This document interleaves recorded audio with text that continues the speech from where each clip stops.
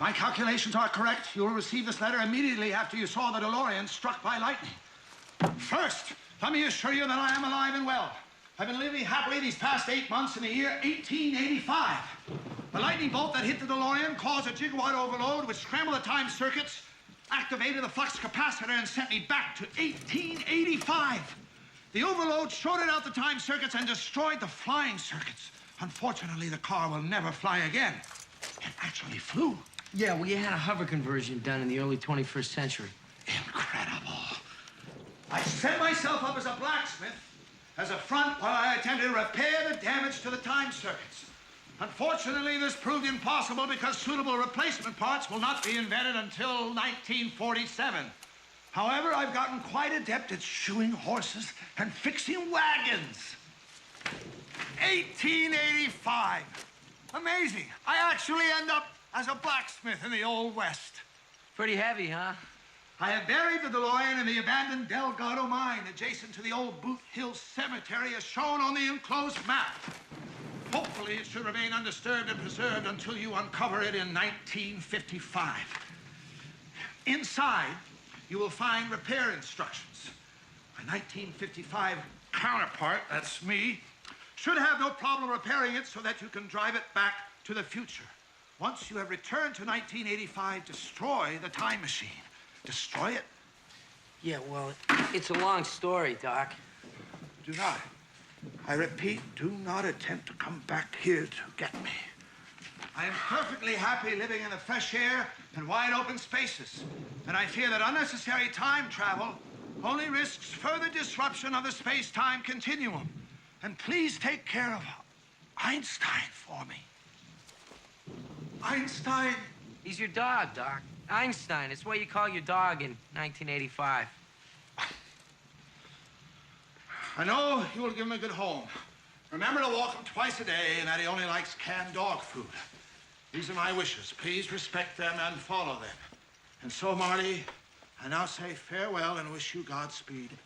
You've been a good, kind, and loyal friend to me, and you made a real difference in my life. I will always treasure our relationship and think on you with fond memories, warm feelings, and a special place in my heart. Your friend in time, Doc Emmett L. Brown, September 1st, 1885. I never knew I could write anything so touching. No, Doc, it's beautiful. Oh, it's all right, Copernicus.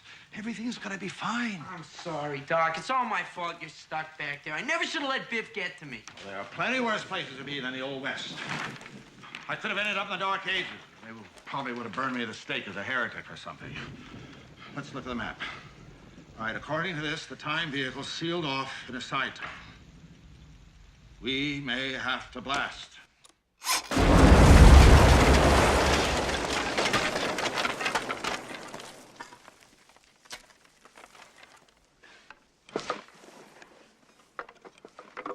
Whoa. I think you woke up the dead with that blast. Take this camera. I want to document everything.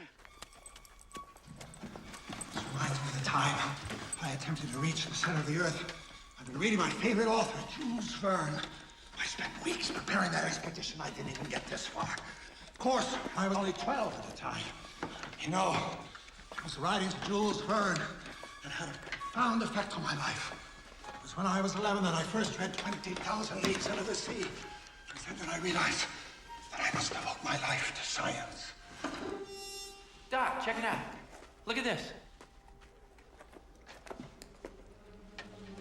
My initials! Just like in Journey to the Center of the Earth. That means the time machine must be right through this wall.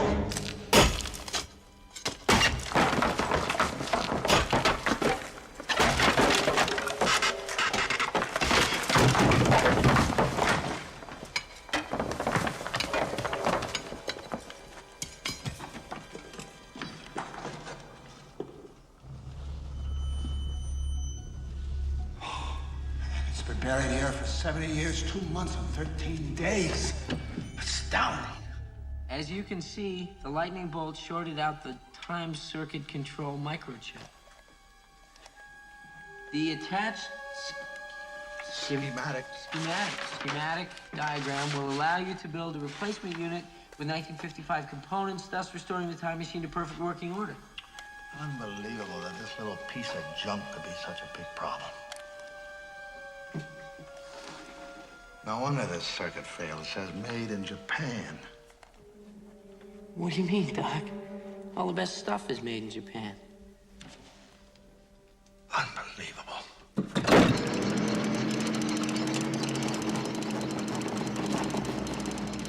You know, when I was a kid, I always wanted to be a cowboy.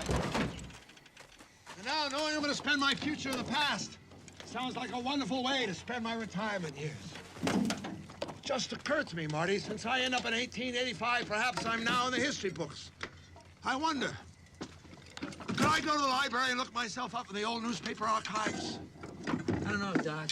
You're the one that's always saying, you know, it's not good to know too much about your own destiny. You're right, Marty. I know too much already. Better that I not attempt to uncover the circumstances of my own future. Copernicus! Come on, boy! I'll get him, Doc. Copernicus! Copernicus, come on, let's go home, boy. What's wrong?